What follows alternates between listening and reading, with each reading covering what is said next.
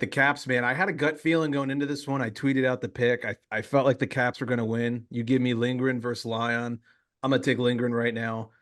They win 4-3 in overtime. I'm going to let you guys break down the game, but I just want to note one player in particular that really stood out to me, especially in the overtime. Mr. Hendricks Lapierre is very strong and very fast. There were probably 3 instances where he had Lucas Raymond draped on his back, and he just went from 0 to 60 and blew right by him. And I'm pretty sure on the game-winning goal, he was the reason that they were able to get into the zone. He's Yep. deceivingly strong because he's not that big of a guy. And I was telling Nick before we hopped on here, it's like he was kind of giving me a heart attack because you see him in these one-on-one battles, like in your own zone. And you're like, oh God, he's gonna get like knocked over, stripped to the puck, and like boom, puck in the back of our own net. And he just proves me wrong every time. It's exactly what he said. He just turns on the jets and he's fucking gone. Like I don't know, what you're supposed to do about that. And I'll be the first to admit, like all season, and last season as well, I was kind of big on like McMichael's the better prospect. I'd be fine like packaging Lapierre and like a deal for somebody better, somebody established, that kind of thing.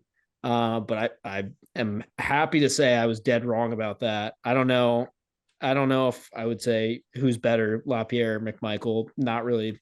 Doesn't really matter, but they're both sick, and Lapierre has been really, really good as of late. I think he's absolutely the steal of that draft. How the Caps got him at like 25th, 6th, 7th, or 8th, whatever it was, I have no idea. But Yep. Harry, you make a great point. I mean, he's playing with so much confidence right now. You could just see it. I mean, he was working the half wall on the power play in this game, had some great looks, just, you know, and I think going back to Mac, what you and Harry said about his ability to just blow by guys in overtime. For me, it's those first 3 strides. Like once he puts Yeah. his shoulders past Lucas Raymond and just gets those 3 really strong strides down, he's gone. I mean, it's like 2 body lengths of separation.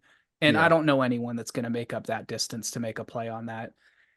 I think just looking at what Carberry is doing with the young guys, you look at Lappy, you look at McMichael, you look at Miro. They're all passing the eye test with flying colors right now. And I think he's saying to them, go out there and have fun, be creative, do what you want to do, be responsible. But if you've got a chance to make a play, by all means, go for it. Miroshnichenko was winning some battles tonight. I think Sammy Silver tweeted and said something really good about how he was noticeably. I mean, you talk about the eye test. He was noticeably good tonight.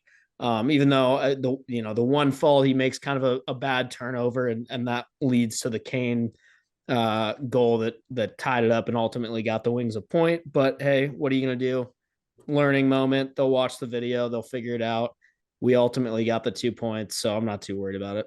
I think the other thing with Miro that I really noticed was it was like races to get the puck over the red line so he could Yeah. change or so everyone else can change. It's Or like, he's the first guy into the zone to like yes, put the pressure on as the other yes, guys are getting on. A lot of just good small stuff like that. So yeah.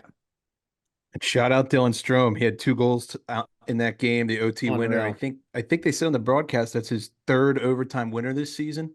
Sounds So right. Yeah. Best cap all season by far. Yep.